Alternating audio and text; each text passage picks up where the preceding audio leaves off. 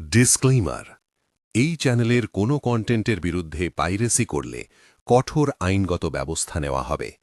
অনুগ্রহ করে পাইরেসি করবেন না এবং কাউকে পাইরেসি করতে উৎসাহিত করবেন না। ভূতের ডায়েরি কোনো কুসংস্কার বা অন্ধবিশ্বাস প্রচার করে না, ধর্মকে ছোট করে দেখায় না। আমরা শুধু মানুষের সঙ্গে ঘটে যাওয়া ভয়ানক ও রহস্যময় ঘটনা শোনাই।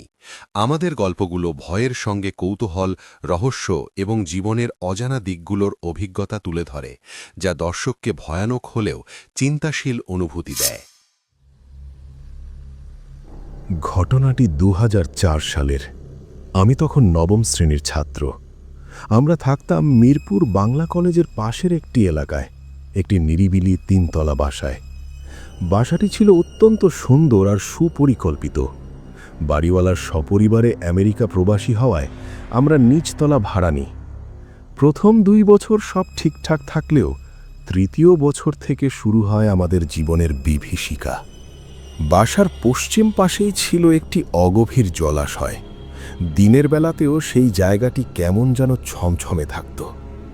একদিন গভীর রাতে হঠাৎ আমার ঘুম ভেঙে যায়। কানে আসে এক অদ্ভুত শব্দ, ঠিক যেন একটা ছোট বাচ্চা ডুকরে কাঁদছে।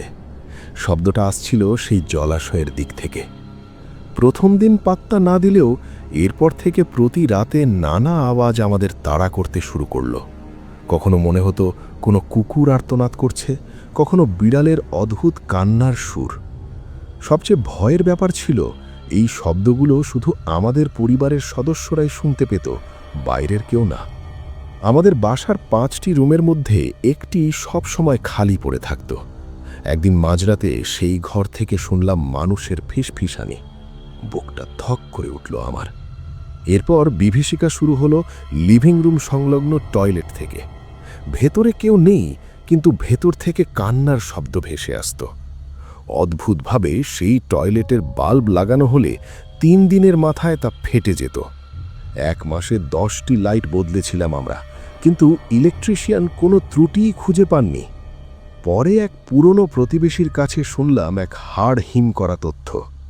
কয়েক বছর আগে আমাদের এই ফ্ল্যাটেরই ওই টয়লেটেই নাকি এক কাজের মেয়ে আত্মহত্যা করেছিল। কেয়ারটেকার পরে এই ঘটনা স্বীকার করে ক্ষমা চেয়ে নেয়। কিন্তু আসল রহস্য তখনও বাকি ছিল। আমার মায়ের বেডরুমের টয়লেটে হঠাৎ সমস্যা শুরু হলো। পানির কল ধরলেই মনে হতো কেউ বিদ্যুৎ দিয়ে শক দিচ্ছে। এর কয়েকদিন পর আমার জন্মদিনের ঠিক আগের বিকেল, আমি খাটে শুয়েছিলাম। তন্দ্রার মতো আসতেই স্বপ্নে দেখলাম ঠিক সেই খাটেই আমি বসে আছি। দেখলাম দরজা দিয়ে ৭-৮ বছরের এক কুচকুচে কালো ছেলে ঘরে ঢুকল। সে আমার সামনে দাঁড়িয়ে বড় বড় চোখ করে তাকালো এবং খুব ধীর স্বরে বলল, তুই তোর মা আর পরিবারের সবাইকে নিয়ে এখান থেকে চলে যা, না হলে অনেক বড় ক্ষতি হয়ে যাবে। আমি চিৎকার দিয়ে জেগে উঠলাম। পরদিন ঠিক সেই সময়টিতেই আমার মা বাথরুমে পা পিছলে পড়ে গেলেন এবং তার কোমরের হাড় ভেঙে গেল। টানা ৪ মাস মা বিছানায় শয্যাশায়ী ছিলেন। এর কিছুদিন পর আমাদের বাসায় এক ভয়াবহ ডাকাতি হয়, কিন্তু ডাকাতরা আমাদের কোনো ক্ষতি না করে উল্টো অনুরোধ করে, বলে এই বাসা ছেড়ে দেন, এখানে থাকলে আপনারা কেউ বাঁচবেন না। বাসা ছাড়ার ঠিক ২ দিন আগে মা মেডিটেশনে বসা অবস্থায় এক অলৌকিক দৃশ্য দেখেন।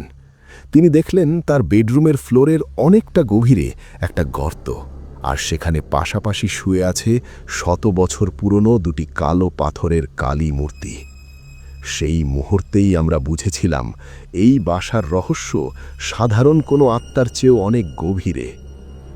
তারপর আর এক মুহূর্ত দেরি না করে আমরা সেই বাসাটি চিরতরে ছেড়ে চলে আসি।